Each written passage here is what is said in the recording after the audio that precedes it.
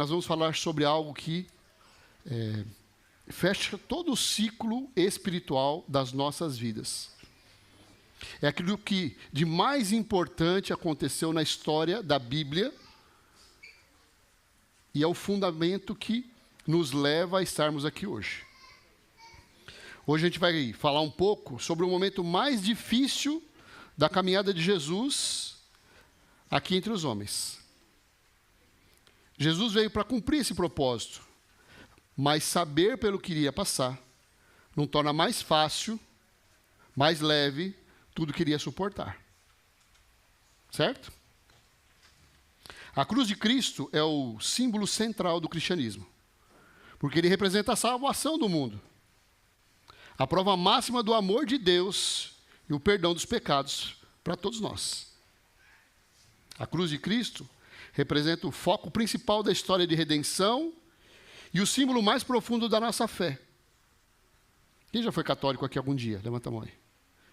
Vocês tinham aquele crucifixo porque vocês levavam na corrente? Eu tinha também, irmãos. Nossa, quando eu perdia um, já pedia para minha mãe comprar outro. É ou não é? Não está errado usar o crucifixo, você sabia disso? Não, porque agora que eu sou evangélico, né? Eu sou crente, agora eu sou evangélico, eu não uso mais. Dá para usar, irmãos, é só tirar o homem da cruz. A única coisa que não fazia sentido em usar um crucifixo é a cruz ter um homem ali. Jesus não está mais lá. Mas usar o crucifixo não tem problema nenhum. Contudo, além do símbolo, existe uma dura realidade de um evento de dor, humilhação e sacrifício que foram suportados por um único motivo: o amor incondicional de Deus pela minha e pela sua vida. Você sabia disso? Então fala para o seu irmão, Jesus te ama muito. Pastor, por que o senhor faz isso toda vez? Você sabia que tem gente que precisa ouvir palavras de autoafirmação? Você sabia disso? Para muita gente é muito importante isso. Para mim não é, pastor. Tá bom, então pense no seu irmão. Você não vem aqui só por causa de você. Tá bom? O apóstolo Mateus, lá no capítulo 27 do seu livro, do versículo 32 em diante, nos conduz por aquela que é conhecida como a Via Dolorosa, até o local de execução, conhecido como Gólgota, e nos coloca como testemunhas oculares daquele que foi o ato mais significativo da história humana, a crucificação do Filho de Deus. Eu queria que você abrisse a sua Bíblia aí, em Mateus, lá no capítulo 27, a partir do versículo 32, a gente vai ler juntos como foi esse momento da história de Jesus, onde após ser condenado, ele vai para a sua execução.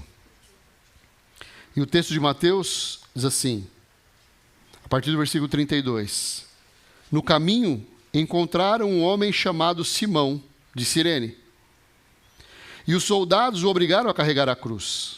Então saíram para um lugar chamado Gólgota, que quer dizer lugar da caveira.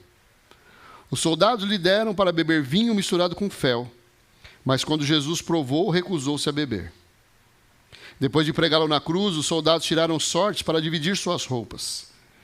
Então sentaram-se em redor e montaram guarda. Acima de sua cabeça estava uma tabuleta com a acusação feita contra ele. Esse é Jesus, o rei dos judeus. 2 criminosos foram crucificados com ele, um à sua direita e outro à sua esquerda. O povo que passava por ali gritava insultos e sacudia a cabeça em zombaria. Você disse que destruiria o templo e reconstruiria em 3 dias. Pois bem, se é o Filho de Deus, salve a si mesmo e desça da cruz. Os principais sacerdotes, os mestres da lei e os líderes do povo também zombavam de Jesus. Salvou os outros, mas não pode salvar a si mesmo, diziam. Quer dizer que ele é o rei de Israel?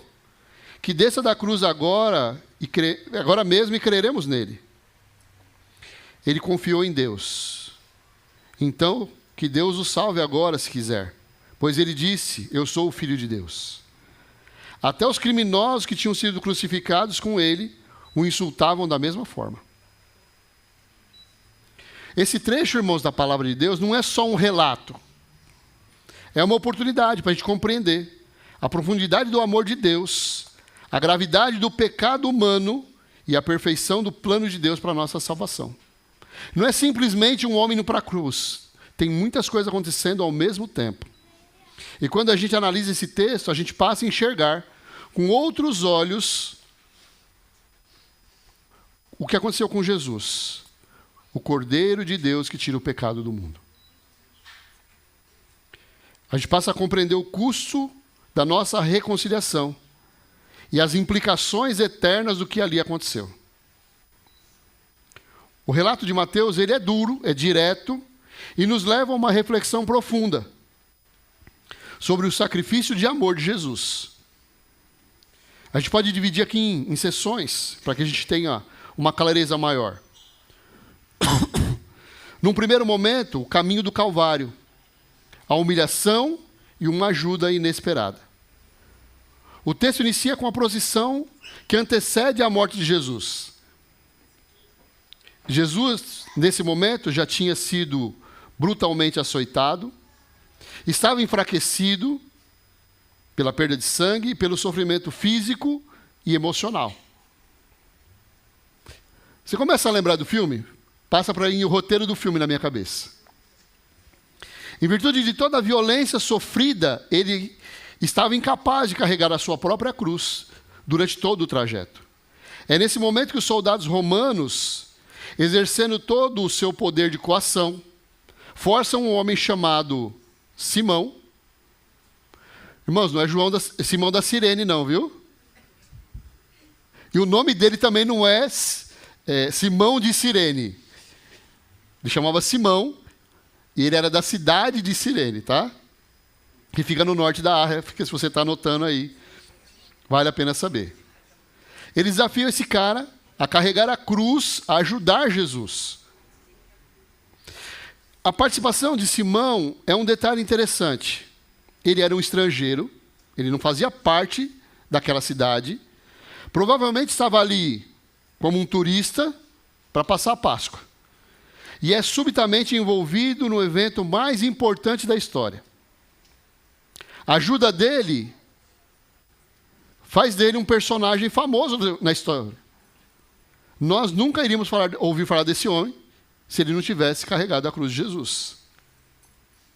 Enquanto ele foi coagido, nós somos chamados a tomar a cruz, a nossa cruz, voluntariamente. E quando a gente faz isso, a gente se identifica com o sofrimento e o propósito de Jesus aqui na terra. Gólgota, o lugar da caveira, o destino era um local de execução pública. Muitas pessoas já haviam sido sacrificadas, mortas ali, executadas naquele lugar. Ficava fora da cidade. Era um lugar de vergonha, de morte e de impureza. O nome, por ser um cemitério, você sabe o que era um cemitério? Gólgota era um cemitério. Traz à nossa mente imagens de morte. É nesse cenário de desolação que o príncipe da vida, Jesus, seria executado, mostrando o tamanho da sua humilhação.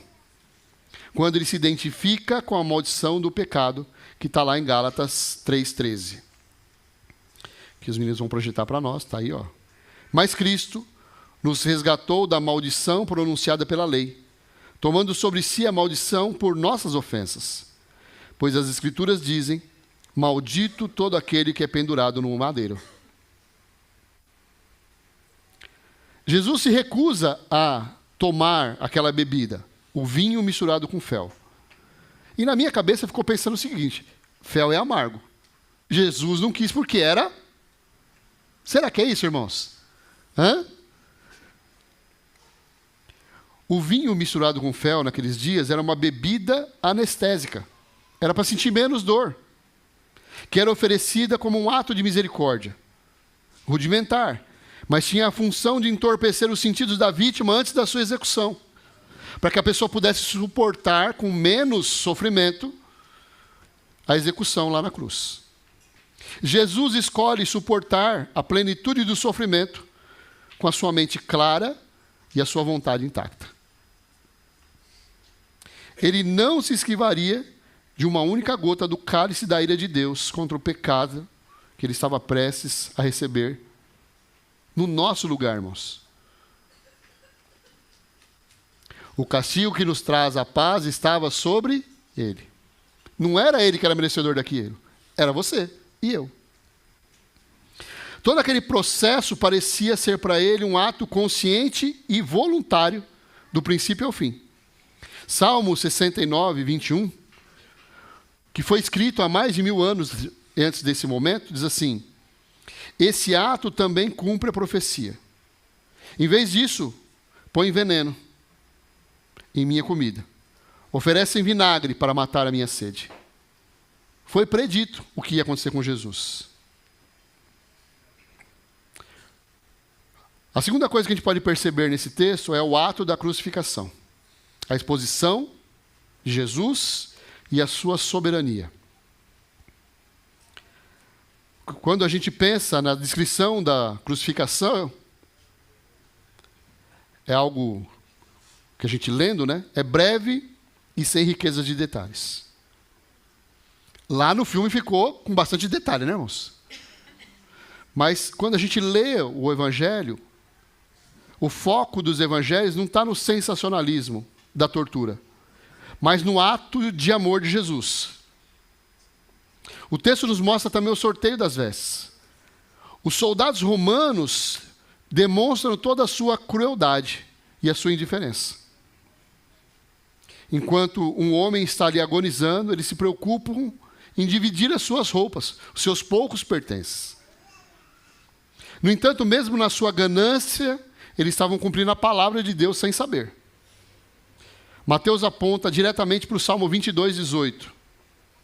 Um salmo messiânico, que descreve com detalhes impressionantes o sacrifício de Jesus, séculos antes disso acontecer. Salmos 22, 18 diz assim: repartem minhas roupas entre si e lançam sorte sobre a minha veste. Tinha algo escrito em cima da cruz de Jesus. A placa com a acusação oficial foi colocada sobre a cabeça de Jesus. A intenção de Pôncio Pilatos era, sem dúvida, algo irônico, algo provocador, algo zombando de Jesus, tanto que as autoridades judaicas pressionaram ele para fazer aquilo. Contudo, a mão soberana de Deus transformou um ato de escárnio em uma proclamação global. Naquele dia, em hebraico, em latim e grego, conforme João 19, 20, foi anunciado ao mundo uma verdade absoluta. Jesus é, de fato, o rei. O que era para ser uma acusação se torna uma coroação de espinhos e madeira. Um título de realeza exibido num trono de dor. Não só os guardas zombam de Jesus, mas a grande multidão que estava ali também participa disso. O trecho da palavra de Deus revela a profundidade da rejeição que Jesus enfrenta naquele momento. Ele foi zombado por todos os segmentos da sociedade daqueles dias. O que demonstra o pecado e a incredulidade do nosso coração humano. O texto diz que ele foi crucificado entre ladrões. Mais uma vez a profecia se cumpre. Lá de Isaías 53, 12, que diz assim: eu lhe darei as honras de um soldado vitorioso, pois ele se expôs à morte. Foi contado entre os rebeldes. Levou sobre si a culpa de muitos e intercedeu pelos pecadores. Isaías viveu cerca de 700 anos antes do nascimento de Jesus. O Filho de Deus é publicamente identificado com os piores criminosos. Vamos colocar ele aqui entre dois bandidos. A multidão repete a falsa acusação do julgamento. O grito "salva-te a ti mesmo" nos revela a lógica do mundo. O poder é usado sempre em benefício próprio. Eles se sentiam maiores que Jesus naquele momento.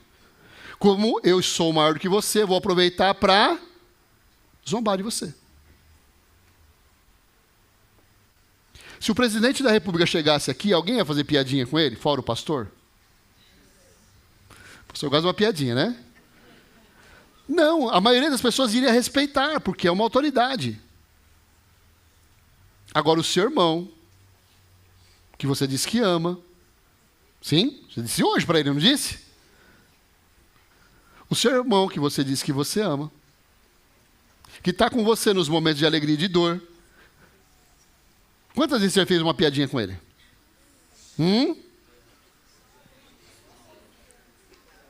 Você nunca fez isso.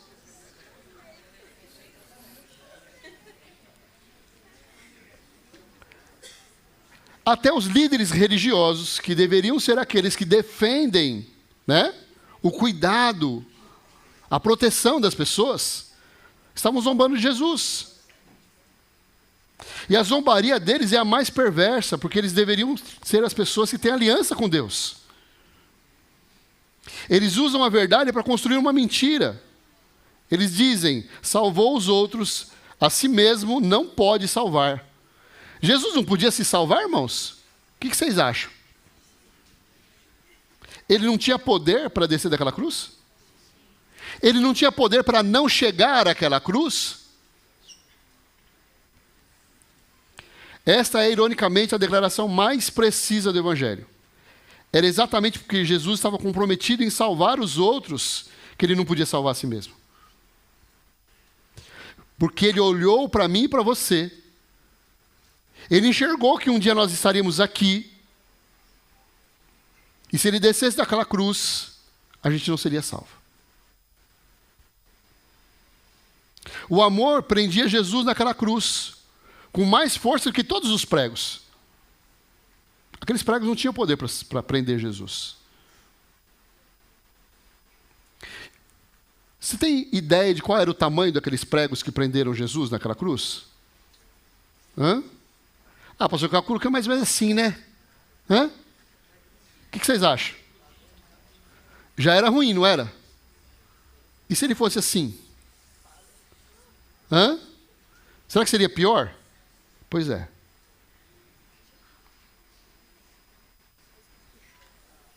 O clamor por um sinal desça da cruz nos revela a dureza do coração daqueles homens. Pois mesmo que Jesus descesse da cruz, eles não creriam nele. Pois não creram quando ele ressuscitou dos mortos. Depois daquele momento, Jesus não ressuscita? Aqueles homens creram nisso? Jesus também enfrenta a zombaria dos ladrões. Até mesmo aqueles que compartilhavam da sua condenação se juntam ao coro de insultos. Os caras estavam ali, iam morrer que nem ele, e não tiveram respeito. O relato de Mateus foca na rejeição inicial, que foi unânime. Já Lucas, lá em Lucas 23, 39, nos mostra a maravilhosa conversão de um desses homens. Vamos lá para Lucas 23, 39. Diz assim, um dos criminosos, dependurado ao lado dele, zombava. Então, você é o Cristo? Salve a si mesmo e a nós também. Mas o outro criminoso repreendeu. Você não teme a Deus, e nem mesmo ao ser condenado à morte. Nós merecemos morrer por nossos crimes. Mas esse homem não cometeu mal algum. Então ele disse, Jesus, lembre-se de mim quando vier no seu reino. E Jesus lhe respondeu, eu lhe asseguro que hoje você estará comigo no paraíso. Nesse momento, Jesus estava no isolamento total. Ele foi abandonado pelos discípulos, negado por Pedro. Nesse momento, estava sendo zombado por todas as pessoas. Ele estava completamente só. Para que nós, que cremos, nunca precisemos estar sozinhos. Não importa qual a luta que a gente precisa enfrentar. Nós temos o Espírito Santo de Deus habitando dentro de nós. Mas mesmo naquele momento, ele oferece salvação para aquele que desejou e o aceitou. Momentos antes, aquele homem também estava zombando de Jesus. O texto não diz que os dois estavam zombando de Jesus? Imagine você nervoso. Você está irritado. Sua mulher já te irritou até as tampas. Certo, Luciano? Paloma passou dos limites hoje. Você já está quase perdendo a estribeira. Aí ela fala assim, você me perdoa? A vontade que dá é o quê, irmãos? Lucivaldo vai perdoar. Porque ele é bonzinho, né, Paloma? Se imagina no lugar de Jesus. O cara acabou de zombar dele. Mas ele se arrepende. E ele recebe salvação. Falar sobre crucificação precisa mover o nosso coração para além da emoção. Em direção à adoração, ao arrependimento e à transformação que nós precisamos experimentar. A gente precisa de tirar lições para aplicar na minha e na sua vida, de tudo que a gente ouve. E uma das lições é que a soberania de Deus, ela aparece na minha e na sua vida em meio ao sofrimento. Cada detalhe da crucificação, desde o sorteio das vestes até as palavras de zombaria, estava previsto nas Escrituras. Isso mostra que Deus não foi pego de surpresa, irmãos. Ele sabia tudo o que ia acontecer. Ele sabia todo o sofrimento pelo qual Jesus precisaria passar. O nosso Deus, ele continua soberano sobre a história. E ele usa muitas vezes as piores situações para cumprir os seus propósitos na nossa vida. Em nossos momentos de dor e confusão, a gente pode confiar que Deus tem um plano e que nada foge ao controle dele. Está passando por um momento de luta? Está difícil? Saiba de uma coisa, Deus continua no controle de tudo. Outra lição, a verdadeira natureza do amor e do poder de Deus que opera sobre nós. O mundo define o poder como a capacidade de se proteger. A cruz redefine o poder como a capacidade de se humilhar e se sacrificar por amor de outros.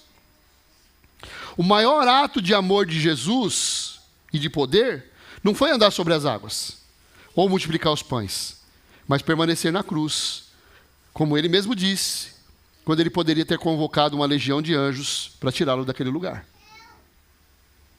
Nós somos chamados a viver sobre esse mesmo princípio. A nossa força em Cristo se manifesta não na autopromoção, mas no serviço humilde. E muitas vezes, irmãos, fazer aquilo que a gente não quer fazer. Se você perguntar para o seu líder, teve algum dia, Sandro, que você não queria vir para fazer o G100? Teve. Teve algum dia, cadê outro líder? Jailson. Que estava bom lá, você estava trabalhando, ganhando dinheiro, estava longe. Acho que hoje eu não vou para o G100. Isso. Passou na sua cabeça alguma vez? Passou. Então, irmão, servir a Jesus não é fazer só o que a gente quer. Muitas vezes é abrir mão da nossa vontade, para que a vontade de Deus se cumpra através da nossa vida. E olha para mim aqui, ó. Todos aqueles que têm um chamado de Deus não podem dizer não ao seu chamado. Porque quando a gente faz isso, a gente está pecando contra Deus. Você entende isso? Todas as habilidades, todas as capacitações, todos os dons espirituais que Deus nos deu, tem um propósito. E esse propósito precisa se cumprir, por mais difícil que isso possa parecer aos nossos olhos. Terceira coisa que a gente consegue aprender aqui, a profundidade do nosso pecado e a necessidade da graça de Deus sobre a nossa vida. A zombaria vem de todos os lados, do povo, dos líderes, dos religiosos e até dos criminosos. E todos eles, e todos nós, sem exceção, somos culpados. Pastor, eu tenho uma dificuldade tão grande de entender aqueles caras ruins e ainda falando mal de Jesus. Deixa eu contar um segredo para você, irmãos. Você é ruim também. Viu? Você é bem ruinzinho. Você é bem encardidinho também. Aliás, se não fosse a misericórdia de Jesus sobre a sua vida, você não estaria aqui hoje, estaria? Hã? Ah, pastor, tem tanta coisa interessante acontecendo lá fora. Pois é. A cruz mostra para nós do que o nosso pecado é capaz. Talvez, se nós estivéssemos lá, naqueles dias, nós fizéssemos parte daqueles que estavam zombando de Jesus. Até porque a gente gosta de uma piadinha, né, irmãos? Hã? Sim ou não? Jesus foi para a cruz, mas eu não posso perder a piada, né, irmãos? Hã? Nós precisamos nos humilhar e reconhecer que sem a graça de Deus, nosso coração não é diferente daquela multidão. Nós somos tão pecadores como cada um deles. A cruz precisa gerar em nós um profundo arrependimento, uma gratidão avassaladora pela salvação que nós não merecemos e jamais alcançaremos por nossos méritos. Sabe o que é, pastor? Eu sou tão bonzinho. A minha mulher vive falando para mim que eu sou um anjo. Nossa, eu não sei como ele tem tanta paciência. É bonzinho nada, irmãos. É bonzinho nada.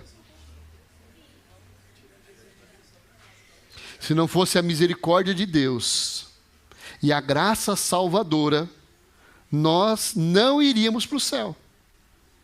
Está claro para vocês? Porque agora que eu vim para a igreja, agora que eu sou crente, estou bem mais melhor. Eu melhorei bastante, sabe? Agora eu sinto que eu mereço ir para o céu. Perdeu sua salvação. Continue reconhecendo que você não merece, mas você vai para o céu, porque Deus te ama. Ok? Outra lição. O coração do evangelho, irmãos, é a substituição. Repete comigo. O coração do evangelho é a substituição. Jesus, irmãos, ele não morre para ficar como um mártir. Ele morre para ser o nosso substituto. Quem precisava estar naquela cruz era, aponta o seu irmão, você. É bom, não é, irmãos, apontar o outro, né? Aponta aí, Paloma, para o Lucivaldo. É você, camarada. Viu? Você que era para estar naquela cruz. Jesus foi contado com transgressores, para que nós pudéssemos ser contados como justos. Hoje, eu e você somos justos aos olhos de Deus. Porque nós realmente somos justos? Não, porque Jesus morreu naquela cruz. Ele suportou a ira de Deus que nós merecíamos. Ele não merecia. Você que merecia, Giovana. Viu? Esse é o coração da doutrina de expiação de Cristo.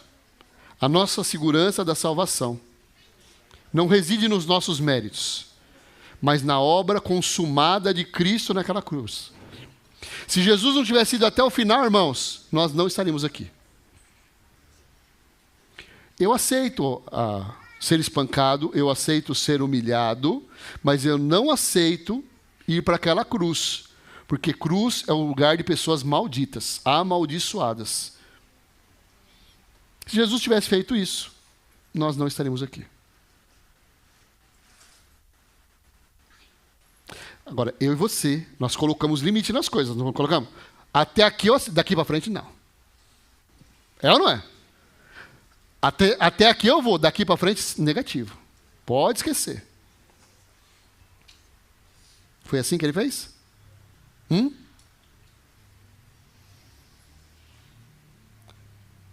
Quando a gente participa da ceia do Senhor, a gente faz mais do que um ritual. A gente proclama essa verdade substitutiva. E a gente renova a nossa gratidão pelo corpo moído e pelo sangue derramado em nosso favor. Nós precisamos sair daqui hoje, olhando para a cruz com novos olhos. Esse relato de Mateus sobre a crucificação é um convite para a nossa para nós mudarmos a nossa maneira de adorar. Para nós mudarmos o nosso comportamento diante de Jesus. Quando Jesus passa por aquele lugar, pelo Gólgota, o ódio do homem colide com o amor de Deus. E o mais maravilhoso é que o amor venceu. A ira de todos aqueles homens contra Jesus foi manifesta naquele lugar. Mas o que Jesus diz? Pai, perdoa-lhes, porque eles não sabem o que dizem. Porque Jesus disse isso, irmãos, nós estamos aqui hoje, perdoados, redimidos e salvos. A fraqueza aparente de um Messias crucificado revela o poder de Deus para mim e para a sua salvação. A vergonha da cruz se torna glória para a igreja. Nós temos orgulho do sacrifício de Jesus, sim ou não? Mas naqueles dias era um ato de vergonha. Nunca podemos nos acostumar, achar natural tudo que Jesus enfrentou por amor de nós. Ah, já tem 2000 anos, continua falando a mesma coisa. Pois é, e precisa continuar falando. Precisa ficar claro para o meu e para o seu coração a importância do sacrifício de Jesus por nós.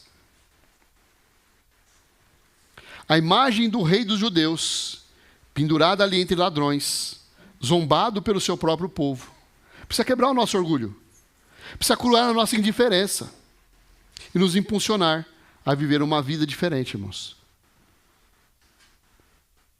Depois que você converteu, você levantou a sua mão, aceitou Jesus, você foi lá no sítio, batizou, não foi? Foi legal, não foi? Os irmãos fizeram plaquinha para você. Foi? Foi legal, não foi? Mudou alguma coisa na sua vida? Você consegue identificar mudanças na sua vida desde o dia que você aceitou Jesus? Quantos conseguem? Levanta a mão aí. Isso porque você é bom, não é? Hã? Não, porque depois que eu batizei eu melhorei mesmo, pastor. Porque assim eu fiquei bom mesmo. É a misericórdia de Deus na nossa vida, irmãos. É o Espírito Santo batalhando, trabalhando incansavelmente com esse seu coração teimoso. Pensa aí. Quanto trabalho você dá para o Espírito Santo?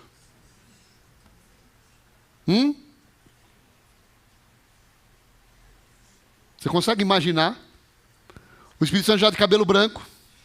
Naquele ali dá trabalho, viu? Senhor amado, esse aí, só Jesus na causa. Esse é você. Viu? O Espírito Santo vai falar, nossa, isso dá trabalho. Ainda bem que só tem um de nós, né, irmãos? Se tivesse dois, talvez o Espírito Santo desistisse. Hã? Pensou se tivesse dois, Márcio? Será que o Espírito Santo aguentava, Márcio? Não, dois não dá. Duas Madalena, irmãos. Nem a igreja aguenta.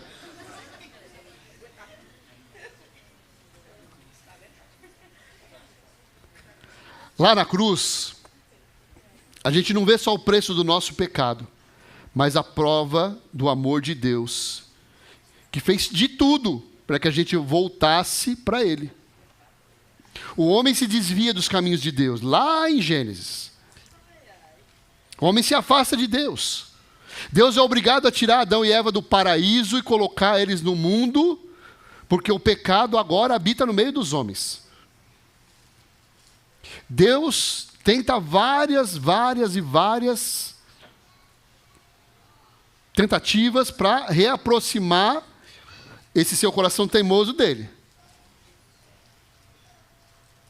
E o único caminho que funcionou foi esse. De tudo que a Bíblia mostra para nós, do trabalhar de Deus na vida dos homens, o que trouxe de volta o homem para a presença dele foi o sacrifício de Jesus. A cruz não é o fim da história, mas o ponto de virada que torna possível a gloriosa manhã da ressurreição e a nossa esperança de vida eterna. não é o fim. Eu quero entender que é o começo. Nós não começamos uma nova vida com Jesus? As coisas velhas já passaram e eis que tudo se fez novo. Agora nós desfrutamos da companhia de um Deus presente na nossa vida. Agora nós desfrutamos do trabalhar de um Espírito Santo que não desiste de você. E você é difícil. Sim ou não? Então fica de pé no seu lugar.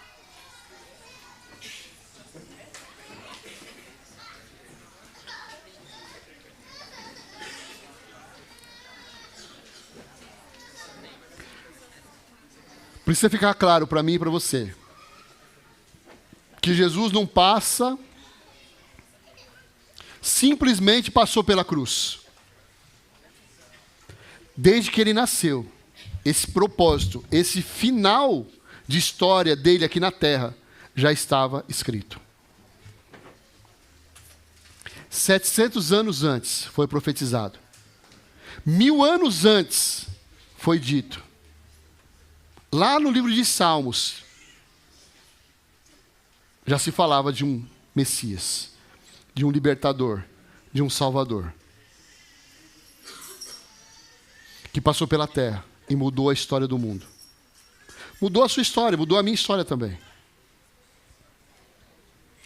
Ele escolhe se entregar para que nós pudéssemos estar aqui hoje.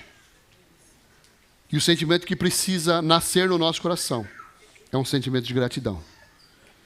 Então eu queria desafiar você a fechar os seus olhos. Quer dizer, obrigado, Jesus. Obrigado porque o Senhor cuida de mim. Obrigado, Jesus, porque o Senhor se importou com a minha vida, mesmo eu estando no lamaçal do pecado, mesmo eu estando envolvido com tantas coisas que desagradam o teu coração. Obrigado, Jesus, porque o Senhor não desiste de mim. A tua boa mão permanece sobre a minha vida todos os dias. O Senhor continua insistindo em me transformar, em fazer de mim uma pessoa melhor. Um melhor marido, um melhor esposa, um melhor filho, um melhor pai, um melhor patrão, um melhor funcionário, um melhor amigo. Através do teu Espírito Santo, o Senhor tem operado em todas as áreas da minha vida, Jesus. O Senhor tem feito de mim uma pessoa melhor. E eu queria louvar o seu nome nessa manhã. Diz para ele: Senhor, eu quero glorificar o teu nome. Eu quero declarar que o Senhor é Deus sobre a minha vida. E não há outro. Não há outro Deus, Senhor. Diz para ele: Senhor, eu sou apaixonado por Ti. O meu coração queima de amor pelo Senhor Jesus. Não existe lugar melhor para nós estarmos do que na presença do nosso Deus. Declara para Ele: Senhor, eu só estou aqui hoje porque naquele dia o Senhor decidiu entregar a sua vida por amor de mim. Eu sou o resultado da tua oferta de amor, Jesus, lá naquela cruz. Eu sou o resultado, Jesus, do teu sacrifício. Eu só estou aqui, Jesus, porque o Senhor decidiu não descer daquela cruz, como aqueles homens desafiaram o Senhor. Eu só estou aqui, Jesus, porque o Senhor não chamou uma legião de anjos para tirar o Senhor daquela cruz.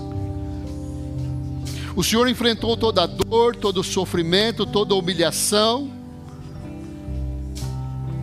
porque o Senhor me amou, mesmo antes de eu nascer. Mesmo antes de eu existir, o Senhor já sabia que um dia eu estaria aqui. Um dia eu ia abrir mão da minha vontade para fazer a tua vontade através da minha vida, Jesus. O Senhor sabia que um dia o Senhor me colocaria na minha vida dons e talentos que eu iria usar em favor do teu reino, Jesus. Usa a minha vida, Senhor. Os meus dons e talentos, sim, Jesus, são para te servir. Sabe, Jesus, eu continuo sendo falho, limitado, mas o seu amor me constrange. Ele me desafia a mudanças. Que que humanamente são impossíveis, mas que eu creio que vão acontecer na minha vida, porque o teu Santo Espírito habita em mim, Ele opera no meu coração, Ele tem me conduzido por caminhos de paz, Ele transformou o meu viver. Me ajuda, Senhor, a corrigir os meus caminhos e a ser conduzido pelos teus caminhos de paz e não de mal, para que eu possa experimentar a tua glória, Senhor, a tua paz e a tua misericórdia todos os dias da minha vida. Levanta as suas mãos para o céu e diz: obrigado, Jesus. Obrigado pelo teu sacrifício de amor.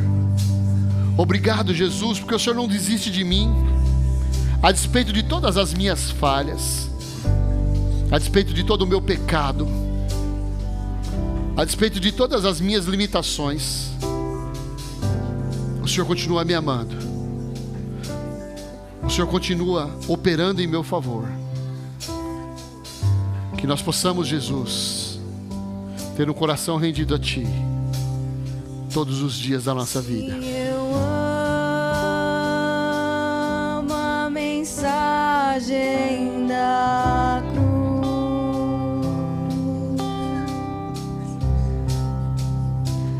até morrer eu a vou proclamar.